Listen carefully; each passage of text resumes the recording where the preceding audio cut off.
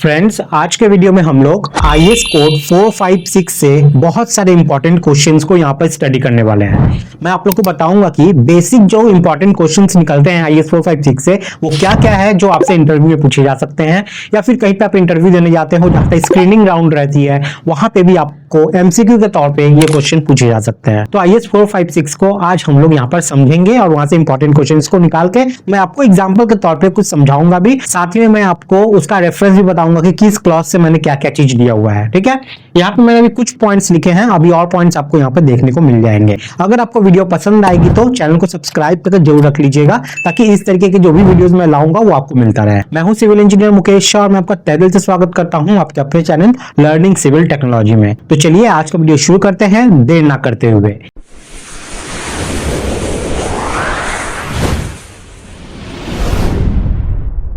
तो आज का सबसे पहला क्वेश्चन आप यहाँ पे देख लीजिए। Structure exceeding in length are designed with one or more expansion joints. इसका मतलब क्या है, जो भी हमारे कंस्ट्रक्शन साइट पे जो लंबी लंबी स्ट्रक्चर जो आरसीसी की बनी हुई होती है, ठीक है, उसमें एक प्रॉब्लम होती है। अगर कंटिन्यू आप कंक्रीट का कोई भी स्ट्रक्चर एकदम लंबा बना दोगे कंटिन्यूअसली, मतलब पूरा ही कंक्रीट का बना दोगे तो दिक्कत आ सकती है। प्रॉब्लम क्या होता है कि इस कंक्रीट को तो प्रॉब्लम नहीं है, लेकिन इस कंक्रीट के अंदर में जो लोहा रहता है, जो सरिया रहता है, वो ना टेम्परेचर के हिसाब से अपने आप को एक्सपैंड करता है, यानी कि बढ़ाता है, या फिर श्रिंक करता है, यानी कि सिकुड़ लेता है।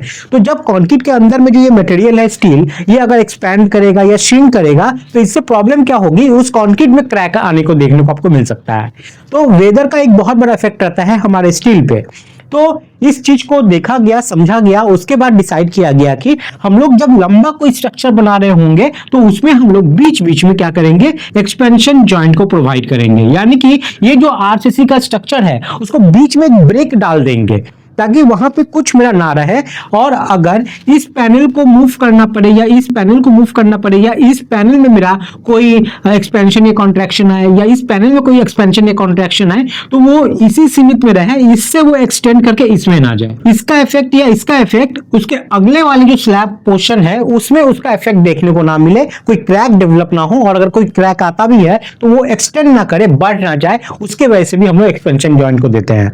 अब सवाल आता है कि ये जो एक्सपेंशन जॉइंट दे रहे हैं ये कितनी कितनी दूरी पे दे सकते हैं, अपनी मर्जी से तो नहीं देंगे हम लोग। तो इसके लिए आईएएस कोड एक बोल देता है बात आप लोग को।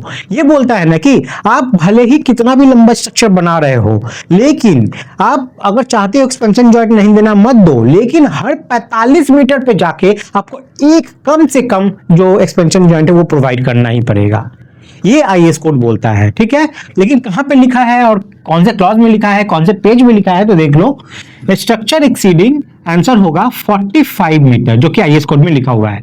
45 मीटर वो मिनिमम एक बार है, एक लिमिट है कि उससे ज्यादा स्ट्रक्चर अगर लंबा आपका हो जाता है तो एक आपको तो प्रोवाइड करना ही पड़ेगा, जो एक्सपेंशन जॉइंट होता है हमारा।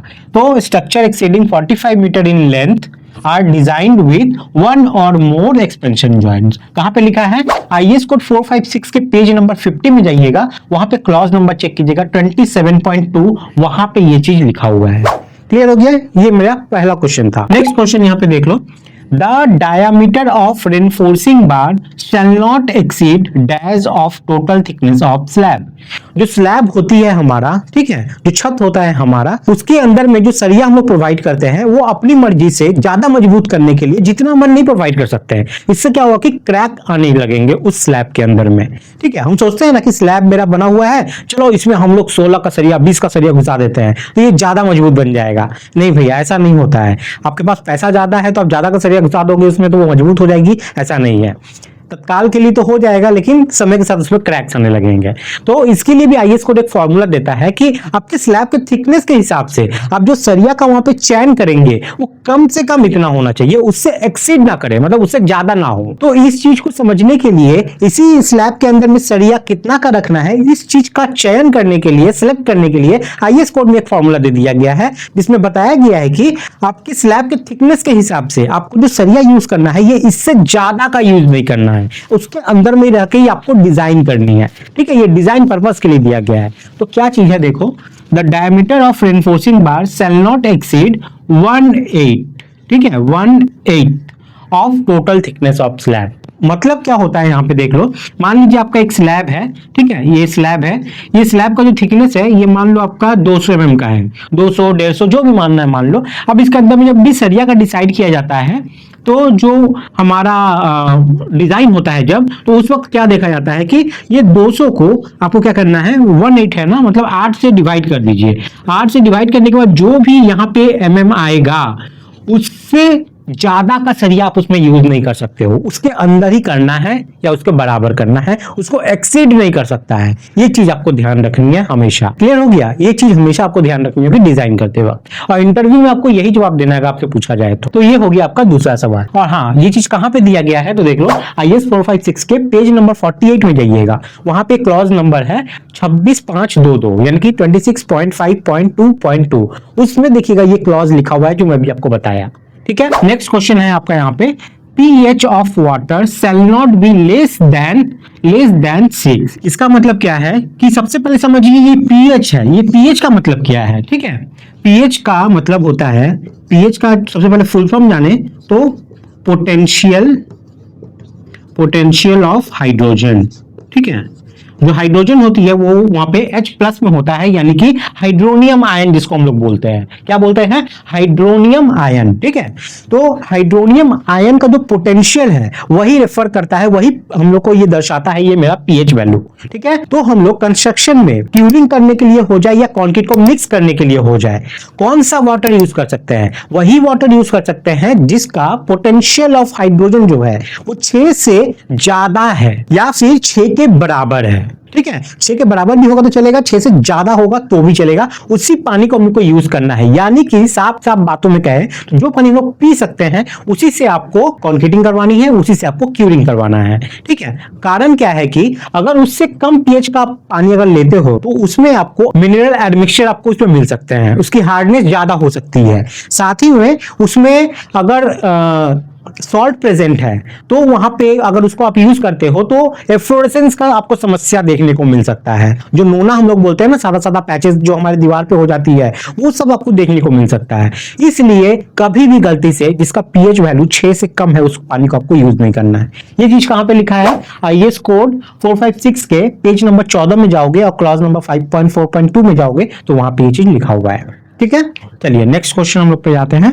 Lap splices should not be used for bars larger than, जो हम लोग सरिया को जो लैप करते हैं ना, जैसे देखो ये ऊपर से एक सरिया आया, नीचे वाला एक सरिया आया, ये जो हम लोग लैप किए, ये जो लैपिंग होता है ये कब कब अलाउ होता है, तो IAS कोड क्या बोलता है ना, IAS कोड क्या बोलता है, ये अगर आपका जो स्टील बार का डाया है 32 mm, इससे अगर ज्यादा हो जाता है तो अलाउ नहीं है, मतलब 32 तक तो अलाउ है, लेकिन 36 40 जब हो जाएगा तो हम लोग लैपिंग वहां पे नहीं कर सकते हैं। ठीक है, बहुत कोई यहाँ पे बोलोगे ये बात कि 32 mm नहीं सर 36 mm है, आप लोग के पास जो IAS कोड होगा ना उसमें 36 ही आपको दिखाएगा, लेकिन ये चीज अमेंडमेंट नंबर 4 जो हमारा हुआ है, ठीक है, अमेंडमेंट नंबर यहाँ पे मैं लिख देता हूँ, अमेंडमेंट नंबर जो 4 नहीं 3 में अमेंडमेंट नंबर जो 3 है हमारा, उसमें इस चीज को चेंज कर दिया गया है, मतलब 36 से 32 कर दिया गया है अब। ठीक है, तो देख लो IAS कोड में आप देख रहे हो कि आपको लग रहा है कि सही है, लेकिन आने वाले जो अमेंडमेंट है उस सब में जो चेंजेस हुए हैं वो तो आपको पता ही नहीं है, तो प्रॉब्लम हो जाती है। 5 अमेंडमेंट आ चुका है, उसके वजह से आपको प्रॉब्लम हो सकती है। तो अमेंडमेंट 3 में उसको 36 से 32 कर दिया गया है, और ये आपको कौन से क्लॉज में मिलेगा, IAS कोड 456 के पेज नंबर 45 में जाइएगा, क्लॉज नंबर 26.2.5.1 का सब क्लॉज A, वहां पे ये चीज लिखा हुआ है। ठीक है, वैसे ये वैल्यू के लिए आपको अमेंडमेंट चेक करना पड़ेगा, अमेंडमेंट नंबर 3। ठीक है, civilpdf.com पे जाइए, वहां से आप लोग देख सकते हैं, वहां पे आपको अमेंडमेंट का वो मिल जाएगा। तो ये चीजें हैं। ठीक है, अब बात ये भी आती है कि अगर हम लोग 32 से ऊपर वाले डाया पे यहाँ पे लैपिंग नहीं करेंगे तो क्या करेंगे, IAS कोड बोलता है कि आप चाहो तो वेल्डिंग कर सकते हो। ठीक है, मे भी बोला हुआ है वहां पे वेल्डिंग आप कर सकते हो, लेकिन वेल्डिंग करने से आपका बहुत सारा जो प्रोसेस है स्टील बार का वो चेंजेस हो जाता है, आपको स्पेशल टाइप का वेल्डिंग करना होता है, गैस प्रेशर वेल्डिंग टाइप का, उससे करोगे तो ठीक है, नहीं तो आप क्या कर सकते हो, इस चीज को बांधने के लिए जो आप बाइंडिंग वायर से इसको बांधते हो ना, बाइंडिंग वायर से नहीं बांधना है, आपको 8 mm का सरिया लेना है, और कॉलम के हम लोग वर्टिकल बार में जैसे रिंग पहनाते हैं ना स्टीरअप्स, वैसे ही 8 mm का आपको सरिया लेना है, और ये जो आपका लैप रहेगा इसमें आपको स्पाइरली ऐसे गोल गोल घुमा घुमा के बांध देना है 8 mm के सरिये से। ठीक है, जो कि थोड़ा मुश्किल काम है, क्योंकि घुमाना थोड़ा 8 mm का उस जगह पे, और अगर मान लो कॉलम है आपका तो पास में एक बार है, आप वहां पे घुमाओगे कैसे, बहुत मुश्किल है। तो ये कोई प्रैक्टिकली पॉसिबल ही नहीं है। कहीं पे एक बार हुआ सिर्फ तो कर दिया तो अलग बात है, लेकिन प्रैक्टिकली ये पॉसिबल नहीं है। तो यहाँ पे आप लोग कपलर को यूज कर सकते हो, ये एक बहुत बड़ा अच्छा समाधान है, ठीक है। और कपलर को आप किसी भी जोन में कर सकते हो यूज, ये आईएस कोड में लिखा भी हुआ है। तो ये हमारा हो गया 32 mm, ठीक है। आंसर 32 mm से ऊपर वाले बार को आपको क्या करना है कि लैपिंग में नहीं ले जाना है, आईएस कोड मना करता है। Next question, the tremie pipe shall be not less than dash in diameter. Tremie pipe किसको बोलते हैं? हम लोग पाइलिंग का काम जब करवा रहे होते हैं तो हम लोग कंक्रीट को क्या करते हैं, हॉपर के अंदर में डालते हैं, और हॉपर जो पाइप से कनेक्ट होकर एकदम जमीन के नीचे तक गई हुई रहती है। जैसे मैं अगर एक स्केच यहाँ पे बनाऊं तो ये आपका हॉपर है, ये हॉपर से एक देखो ये फनल टाइप का, ये नीचे में ये पाइप आपका लगा हुआ रहता है। ये जो पाइप है ना, यही आपका ट्रिमी पाइप है। तो आईएस कोड बोलता है कि ये ट्रिमी पाइप का मिनिमम डाया कितना होना चाहिए। डाया मतलब ये जो पाइप गोल पाइप है, इसका ये डाया कितना होना चाहिए। तो ये आईएस कोड बोल देता है 200 mm। अब ये क्या लिमिटेशन है, मतलब इससे ज्यादा होने से नहीं चलेगा, चलेगा। 200 से ऊपर आपका हो सकता है, ये कंडीशन पे मैटर करता है, लेकिन मिनिमम आपका 200 mm ही होगा, इससे कम नहीं हो सकता है। आईएस कोड ही बताता है आपका। तो the tremie pipe shall not be less than 200 mm in diameter. कहां पे लिखा है? आईएस 456 में जाना, पेज नंबर 28 में जाना, क्लॉज नंबर चेक करना 14.2.4 के ए वाले सब क्लॉज में, वहां पे ये चीज लिखा हुआ है। तो उम्मीद करते हैं ये पार्ट आपको समझ में आ गया है। कुछ क्वेश्चंस और है मैंने इस पार्ट के लिए कवर किया है, चलिए उसको भी मैं लिख लेता हूं तो आपको समझाता हूं। तो अब हमारा नेक्स्ट क्वेश्चन यहाँ पे है आप लोग के लिए, स्पेसर और chair bar should be placed at a maximum spacing of. जो स्पेसर बार या चेयर बार होता है, जो हम लोग स्लैब में या फाउंडेशन में टॉप या बॉटम रेनफोर्समेंट के बीच में गैप को मेंटेन करने के लिए, ताकि हमारा टॉप और बॉटम बार एकदम प्रॉपर स्पेस पे रहे, प्रॉपर जगह पे रहे, उसके लिए हम लोग ये जो है हमारा चेयर बार वो प्रोवाइड करते हैं। सिर्फ यही इसका फंक्शन नहीं होता है, साथ में इफेक्टिव डेप्थ को भी मेंटेन करने में इसका बहुत बड़ा रोल रहता है, ठीक है। तो समझ में आ रहा है ना। ये जैसे मान लो आपका ये स्लैब है, स्लैब में हमारा अंदर में ये सरिया रहेगा, सरिया के बीच में हम लोग लोहा का ये जो चेयर बार है उसको प्रोवाइड करते हैं। ये लोहा का भी हो सकता है, ये पीवीसी का भी होता है, ठीक है, प्लास्टिक का भी होता है। तो आईएस कोड क्या बोलता है, ये जो हम लोग स्पेसर बार, ये चेयर बार डालेंगे, ये कितनी कितनी दूरी पे डालेंगे, इसका कोई लिमिटेशन है? तो हाँ है, ये मैक्सिमम आप 1-1 मीटर पे डाल सकते हो, ठीक है। लेकिन जरूरत पड़ने पे, जहां पे आपका कम डाया का रेनफोर्समेंट गया हुआ है, आप पैर रख रहे हो तो वहां पे दब जा रहा है, वहां पे ये आपका 0.5 मीटर पे भी हो सकता है, यानी कि आपका लगभग आधा मीटर के आसपास पे, या फिर 2-2 फीट पे भी हो सकता है, 2.5 फीट पे भी हो सकता है, डिपेंड करता है आपका स्लैब का रेनफोर्समेंट कैसा है। तो अगर आपसे पूछा जाए कि मैक्सिमम कितना होगा जो कि एक्सीड नहीं करना चाहिए, तो ये आंसर आपका होता है 1 मीटर का, ठीक है। 1 मीटर से ज्यादा स्पेस पे आप नहीं डाल सकते हो इस चेयर बार को। मतलब मान लो ये आपका अगर स्लैब है, ये स्लैब में आपका एक चेयर बार यहाँ पे है, तो अगला चेयर बार जहां भी डालोगे उसके बीच का जो डिस्टेंस है ये मैक्सिमम 1 मीटर होगा, इससे ज्यादा नहीं होना चाहिए। कम हो सकता है लेकिन ज्यादा नहीं हो सकता है, ठीक है। तो ये हो गया। ये कहां पे लिखा है? आईएस 456 में जाना, पेज नंबर 26 में जाना, क्लॉज नंबर 12.3.2 में ये चीज लिखा हुआ है, ठीक है। Next question, maximum permissible free fall of concrete may be taken as. Free fall of concrete मतलब हम लोग कंक्रीट को कितने हाइट से मैक्सिमम आईएस कोड अलाउ करता है फेंकने के लिए, ठीक है। अब आप लोग बोलोगे कि आईएस कोड में लिखा हुआ है 1.5 मीटर, ठीक है, लेकिन हम लोग जब कॉलम को करवाते हैं ना, तब देखना ये चीज हम लोग 8 फीट से कंक्रीट को फेंकते हैं, यानी कि 2.4 मीटर की हाइट से फेंकते हैं, तो यहाँ पे तो ये इनवैलिड हो जाता है। लेकिन देखिएगा आईएस कोड में ये चीज देखिए क्या लिखा हुआ है, maximum permissible free fall of concrete may be taken as. पूरा आईएस कोड ना ये मे बी से ही भरा हुआ है। मे बी मतलब आप ले सकते हो, स्पेशल कंडीशन में कुछ और भी हो सकता है, यही कहना चाहता है आईएस कोड, ठीक है। इसीलिए कॉलम के केस में क्या होता है ना कि जो मतलब गाइडलाइंस दी गई है कंक्रीटिंग करवाने के लिए, उसमें कहा जाता है कि कॉलम को पहले आप 2 फीट तक भर दो, यानी कि 600 mm तक भर दो। भरने के बाद आप इसके अंदर में वाइब्रेटर घुसाओ, वाइब्रेटर घुसाने के बाद इसको पहले कॉम्पैक्ट करो, उसके बाद अनदर आप 2 फीट का कंक्रीट फिर से भरो, फिर से इसको वाइब्रेटर से वाइब्रेटिंग करो। इसलिए कहा जाता है ताकि वहां पे आपको सेग्रीगेशन देखने को ना मिले, हनीकॉम्ब वगैरह वहां पे ना आए। समझ में आ गया? नहीं तो अगर आप इससे ज्यादा हाइट का कंक्रीट आप सीधा ही ऐसे फेंकोगे तो देखना सेग्रीगेशन हो जाएगा, पत्थर अलग स्लरी अलग। तो इसी चीज से बचने के लिए ही वाइब्रेटर को यूज करने के लिए एकदम मस्ट कहा जाता है कॉलम में, और उसको लेयर बाय लेयर में भरने के लिए कहा जाता है, 2-2 फीट के लेयर में। क्लियर हो गया, समझ में आ गया। और हाँ, ये जो चीज है ना 1.5 मीटर, पहले ये 1.2 मीटर हुआ करता था, अमेंड होकर इसको 1.5 मीटर किया गया है।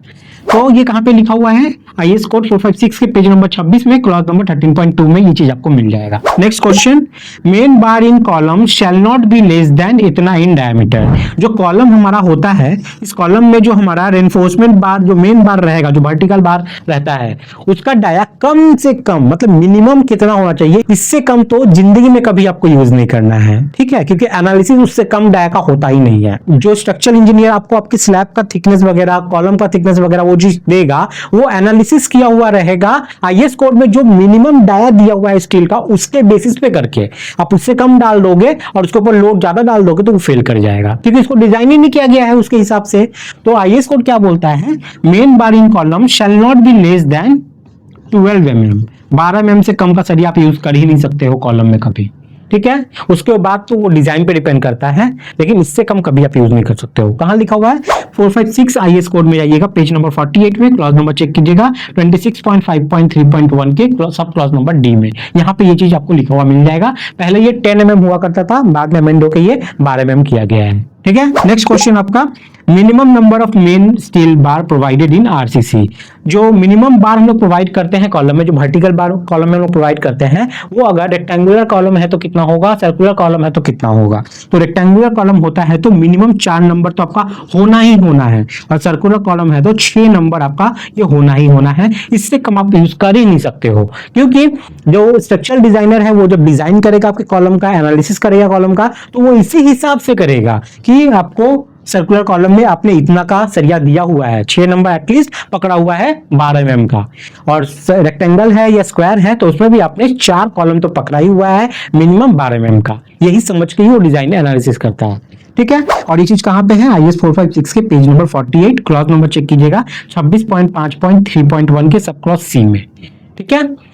तो ये थे कुछ इंपॉर्टेंट क्वेश्चंस आज के लिए। नेक्स्ट वीडियो में और आपको बहुत सारे क्वेश्चंस देखने को मिलेंगे 456 से रिलेटेड। अगर आप चैनल पर नए हैं, वीडियो पसंद आई है तो चैनल को आप सब्सक्राइब कर सकते हैं। इससे आपका फायदा होगा, जब भी मैं वीडियो लाऊंगा तो नोटिफिकेशन आपको मिलता रहेगा। और सबसे खास बात, मैं आपको रेफरेंस दे के समझाता हूं और आसान भाषा में समझाता हूं ताकि आप समझ पाओ चीजों को। तो उम्मीद करते हैं आप लोग को क्लियर हुआ है, समझ में आया है। तो जल्दी आइए चैनल को सब्सक्राइब कर लीजिए, एक प्यारा सा कॉमेंट भी करते हुए जाइए ताकि मुझे भी मोटिवेशन मिलता रहे। तो गाइज मिलते हैं अगली वीडियो में। आप मुझसे जुड़ना चाहते हैं तो व्हाट्सएप और टेलीग्राम पर मुझसे जुड़ सकते हैं, लिंक आपको इस वीडियो को डिस्क्रिप्शन में मिल जाएंगे। मिलते हैं गाइस अगली वीडियो में, तब तक के लिए जय हिंद।